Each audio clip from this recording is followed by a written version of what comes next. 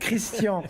Stéphane, et cette question de William, j'entends de plus en plus parler du monde d'après et il s'interroge sur sa façon de donner du sens à son épargne. William, il voudrait des pistes pour aborder le développement durable, l'économie verte.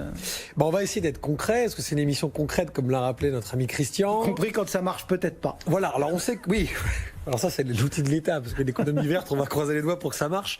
Mon cher William, d'abord, on sait très bien, alors vous, Cédric, encore plus, parce que vous recevez beaucoup d'invités qui vous parlent du label ISR ou des normes ESG depuis des années.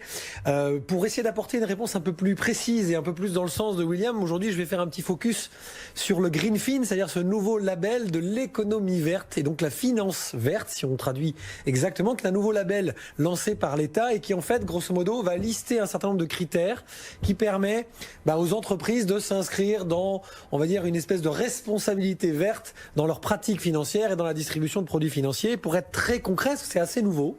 Je vais vous donner deux exemples, parce qu'on aime bien sur les FAQ donner des exemples.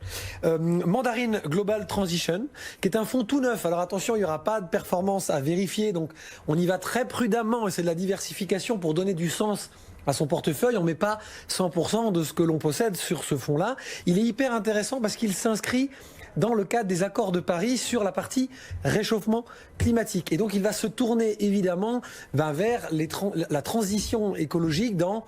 par exemple, j'avais noté 2-3 petites choses pour que ce soit très clair pour les gens. L'énergie renouvelable et la gestion des ressources, parce qu'évidemment, si on parle d'économie verte, on parle forcément d'énergie renouvelable, mais surtout des choses plus concrètes. Et on vient de traverser des périodes où cette logistique est assez importante. La gestion des déchets, les transports propres, etc. Et donc, c'est facile de comprendre qu'il va y avoir forcément des choses à faire dans ces secteurs. Un autre fonds plus âgé, alors plus concret, c'est DNCA qui donc a créé un fonds infrastructure et transition. Je vous passe le nom complet en anglais parce que sinon on va tous s'endormir. C'est de l'investissement dans les infrastructures. Du sustainable. Alors je vais vous le donner, parce que vous adorez mon accent anglais. DNCA Invest Beyond Infrastructure and Transition. Voilà, on reconnaît bien le français et le français qui parle anglais. En fait, l'idée c'est toutes les infrastructures qui participent à la transition durable. Et c'est un fonds qui existe depuis 2007, donc c'est pas nouveau. Évidemment, là, c'est un fonds sur lequel on va faire un focus, parce que normalement, on le sait, les fonds infrastructures rapportent 2,5 par an. Donc c'est pas plus excitant qu'un fonds euro. Mais là, puisque William veut faire de l'investissement intelligent, là, clairement, ça va donner du sens à ce jour d'après. Voilà, c'est-à-dire, là, on va parler de transport, de bâtiments.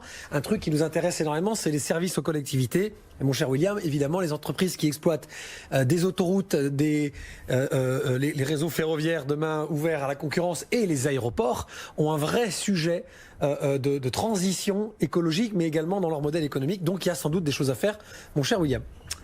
Voilà quelques éléments de réflexion. Christian, c'est Stéphane qui vous écrit suite à la vente de son entreprise. Il voudrait des conseils pour transformer la somme